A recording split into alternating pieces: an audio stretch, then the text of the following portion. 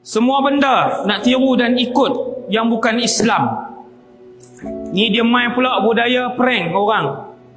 Kita keluar daripada masjid, kita ambil slipper kawan, kita buat nyorok tak curi, buat nyorok.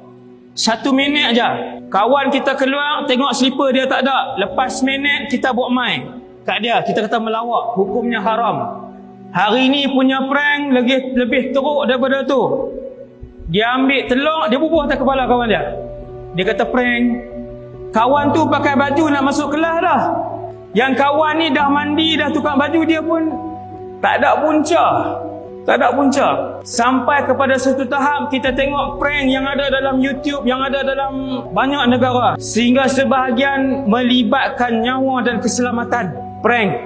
Hasbunallah wa ni'mal wakil. Kita Islam, Allah tak larang untuk kita bersukaria. Syariat Islam tak larang untuk kita ada hobi, untuk kita ada benda yang kita suka untuk kita buat selama mana tidak melibatkan kehormatan orang, tidak melibatkan aib orang, tak melibatkan kehormatan kita, tak melibatkan harta orang, keselamatan orang, tidak melibatkan benda haram.